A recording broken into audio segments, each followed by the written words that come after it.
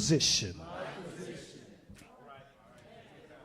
Taking my position, amen. There will be no taking of the time on this afternoon. We're going to get right on to it, amen. Just speaking quickly from 3 points, amen. When we're taking our position, there must be demonstration. Somebody say demonstration. There must be dedication. And somebody say activation. Amen. The state of the world, the country, and the communities that we have present with us at this time has presented us opportunity, amen, to make an impact, amen. This climate that we're living in and everything that we see that goes on from CNN to Fox News to Channel 5, Channel 4, Channel 2 News, there is an opportunity as the believer to make an impact, amen, somebody. There is enough for all of us to do to make a difference. But we all have to realize that in order to make a difference, that we have to start with being different. When you look at this clause, we quote it oftentimes, and we've heard it a number of times preached, amen. But the imperative part from the text in which we are dealing with today, it starts with Joshua's declaration about himself. When you look at the text, it doesn't say that his spouse or the kids were going to take. He took the initiative and said, as for me, amen. We have to understand as men, this is a men's day, and we are called to lead by example, amen. As a man, we are supposed to be the heads of the household. We're supposed to step out and take the initiative, amen. It starts with us. Brothers, put your hands on your chest and say, it starts with me.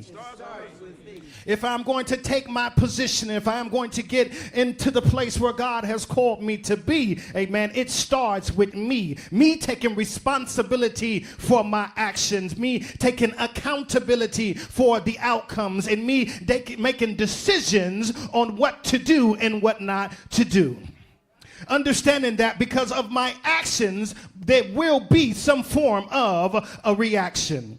Scientists call and refer to Newton's third law that says for every action, there is an equal or an opposite reaction. Amen.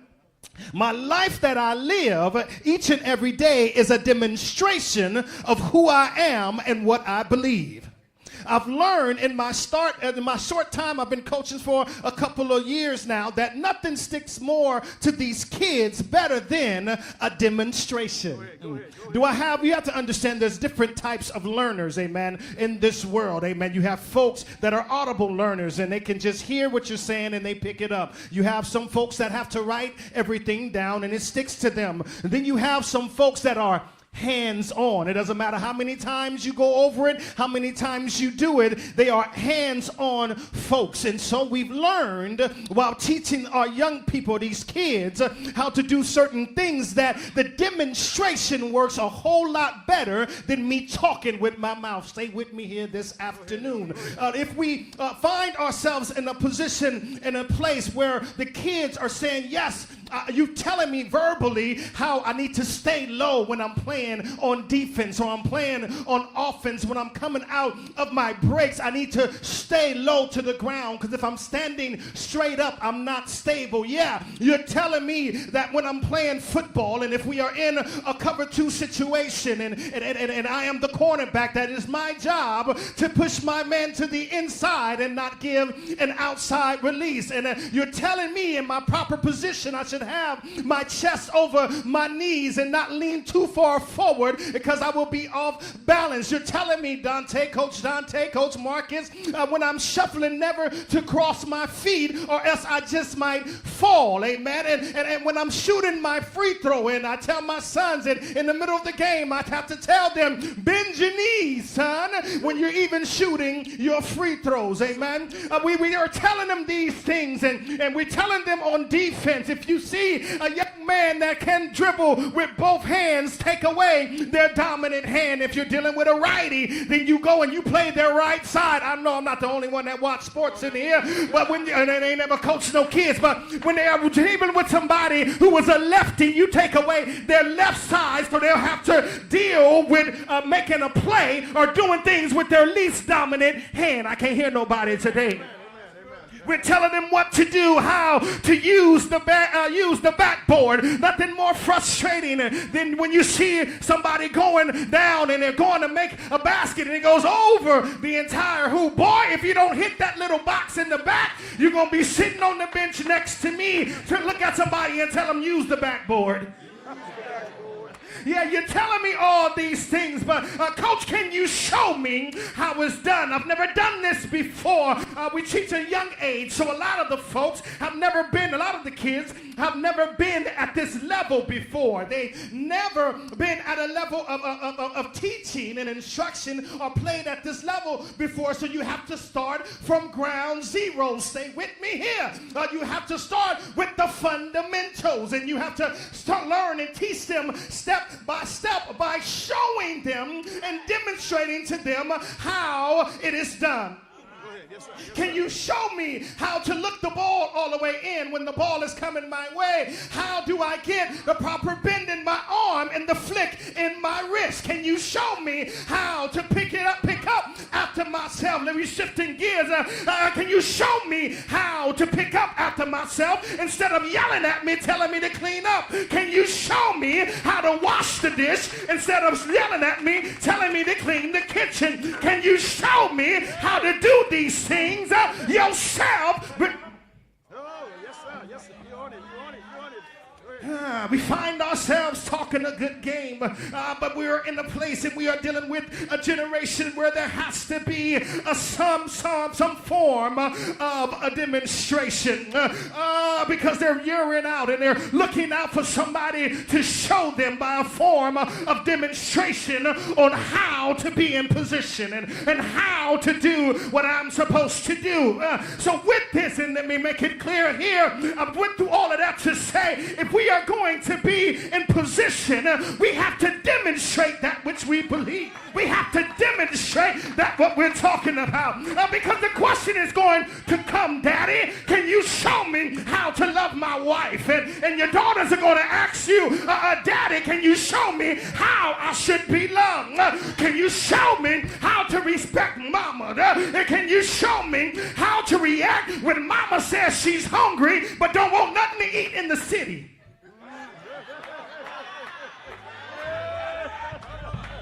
Thought I would have heard a lot more, y'all, on that one there. All right. I'm hungry. What we gonna eat? I don't know.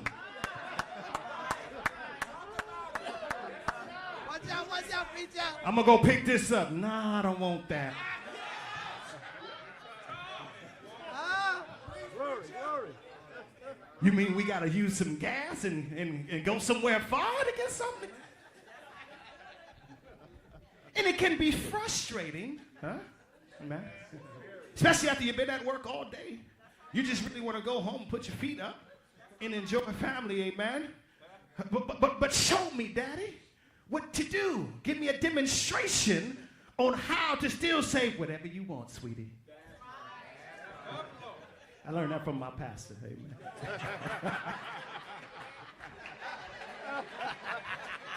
This water.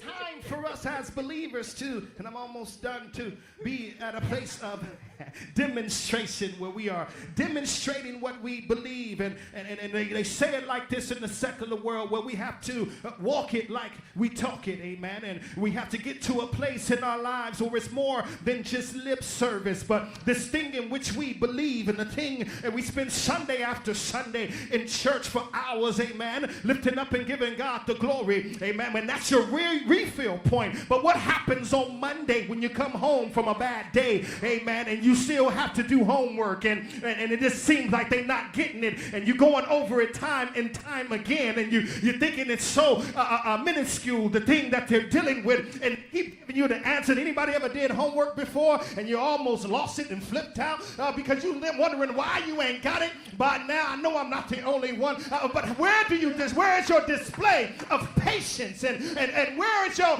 display of self-control? Where is your temperance, amen, with your child, with your young person, amen, showing them how to communicate when you're frustrated, showing the young people and showing the folks in your family how to display acts of love in times of adversity. Where is the demonstration? That's what we're looking for here. If we are going to be in position, there's a demonstration that must happen. Show me how to provide, and then show me how to budget. I can't hear nobody. Then show me, after you've shown me how to provide, and then you've shown me how to budget, and then show me how to invest and build a legacy for my children's children. Let me go to churchy, amen. But show me, mama, how to live holy. Show me, daddy, how to live holy. Show me what it is to fast and pray. Show me what it is to serve the Lord when it's not popular. Show me what it is when the bills are due. Amen. You don't come up with some janky scheme, but you trust in the Lord and you lean not to your own understanding. And in all your ways, you acknowledge him. Show me how to do these things. Understanding that I can't expect my family to live in God's will if I'm not imparting into them what it means to be in God's will. Look at your neighbor one more time and say, neighbor, it starts with me. And the truth of the matter is, when it comes to this holiness thing, we've got to be a little bit selfish, amen. Is there anybody in this house that said, come hell or high water, I love you to death, baby, but I'm not going to hell for nobody? Is there anybody in here that's made up in their mind that they're going with Jesus all the way? I understand that you fine, and you are the apple of my eye. You are the caramel on my ice cream. But when it comes down to it, and the bottom line of it all, is for God I'll live, and for God I'll die. Do I have anybody in the house that will say with me on today that I'm going with Jesus all the way? Is there anybody in here that don't mind serving the Lord? Is there anybody in here that don't mind representing God? I heard somewhere a long time ago that serving the Lord it's gonna pay off after a while. All I've got to do is keep on living. All I got to do is keep on walking. All I've got to do is keep on lifting him up. And we're coming to a close here. Joshua, he had it in his mind, that very fact that I don't care what y'all got going on. Y'all been chasing after these gods since before we crossed over. Y'all been serving these other gods. We've been through some valleys. We've been through some battles. We've been through some hard times. We've been through some tribulations. We've been through some depressions. And we've been through some recession. We've been through the turmoil. And we've been through the heartache. But y'all still around here acting like y'all forgotten who our God was. So we find ourselves in the 24th chapter of Joshua, and Joshua's given a benediction. He's coming to the close of his life, and he's pulling all the folks together. God told Joshua, get all the folks from everywhere together and allow me to reintroduce myself. My name is Jehovah God. Understand this and hear me now. I'm not Hove. I'm not Jay-Z. I'm the true Jehovah. I'm Jehovah Rapha. I'm Jehovah Rapha, the Lord your shepherd. I'm Jehovah Jireh, the Lord that sees and provides. I'm Jehovah Rapha, the Lord that heals. I'm Jehovah Sikkenu, the Lord your righteousness. I'm Jehovah Shalom, the Lord your peace. I'm Jehovah Shammah, and I'm right here with you. I'm Jehovah Nissi, and after all this time, You've seen nothing but victory. I've been working it out on your behalf. I've been making things right for you. And now y'all want to act funny? Which brings me to point number 2. If I'm moving into position, I have to have dedication. And Joshua makes up in his mind this dedication and this declaration. And he told them to choose ye this day who you're going to serve. It's time for you to pick a side. Look at your neighbor and say, neighbor, it's time for you to pick a side. I want you to say it like I said it. Say, neighbor, it's time to pick a side. One more time. Look on the other side and say, neighbor, it's time to pick a side. We ain't got no more room for double agents in the camp. We ain't got no more room for spies in the camp. It's time for us to pick a side. Joshua said, y'all can do what y'all want. Y'all can choose bad. Y'all can choose the goddess of the sea. Y'all can choose the goddess of love. Y'all can choose the sun god. Y'all can choose the tree god. Y'all can choose Buddhism. I'm telling you now, you can choose nudism. You can choose Allah if you want to. But as for me and my house, I'm going to serve the Lord. Y'all can pick whatever y'all want. Y'all can join Oprah's book club. Y'all can look to whoever y'all need to. Call yourself spiritual or religion. I'm not looking to nobody else but Jesus Christ. While y'all looking over there at all the other religions, I got my eyes on Golgotha's hill, and it's across the land where I see a man, and he's in position. He got his arms stretched wide. One foot on top of the other. He got thorns and sag. He got thorns on his head. They pierced him in his side. He hung there all day long. And for me, he died. Understanding, people of God, I'm sticking with Jesus all the way. And that is the dedication that we have to make, that we're going with Jesus all the way. Because Jesus did what he was sent down to do. He played his role. He stayed in position. At no point in his ministry or no point in his life was Jesus out of position. Now, because Jesus, he paid it all, and he showed me the way because he stayed in position. Now I'm ready to step in. Now I'm ready to do what I've got to do. Look at your neighbor and say, neighbor, I'm ready for activation. Put me in, coach. Put me in, coach. Put me in, coach. Put me in, coach. I've read my instruction manual. I know what I'm supposed to be doing. I've been coached up every day, walking in the Holy Ghost. Give me the ball. I'm in position. I got my man back down. Give it to me and let me score.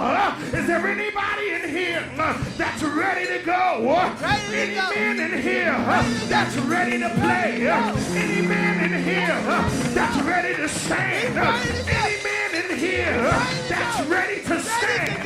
That's ready to do what God has told us to do? Understanding that if I get me right and if I do what I have to do, that the blessings trickle down.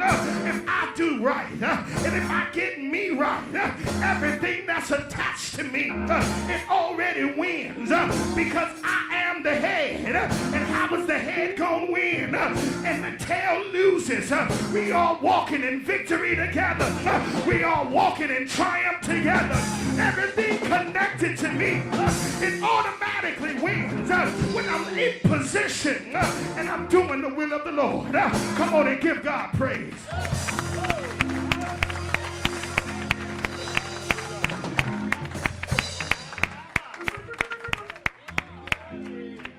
Yes, sir. Yes, sir. Praise God. Praise God. Put me in, coach. Put me in, coach. That's it. Put me in, coach.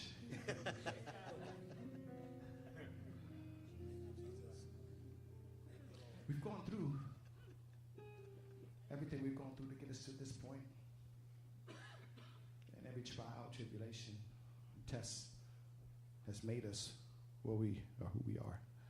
Today, there's somebody that needs you. There's somebody that needs you. And this applies to both the men and the women in here. There's somebody that needs you. They need to hear your testimony. They need to understand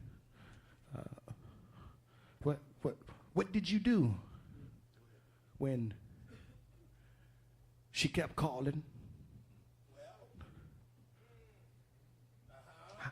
How did you find the strength to not answer? Because you already knew what it would lead to. What did you do? How did you kick the bottle? How did you kick it? How did you break that habit? What did it take for you to overcome your vices? What did it take for you to put the blunt down? Don't be ashamed of it. You got to share your victory.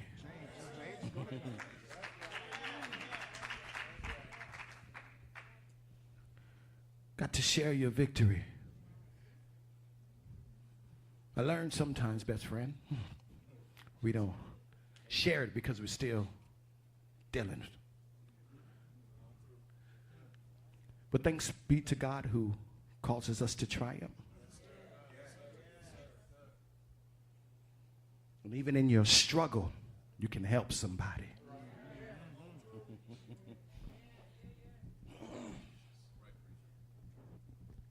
Most imperative part in this whole discussion is around the demonstration.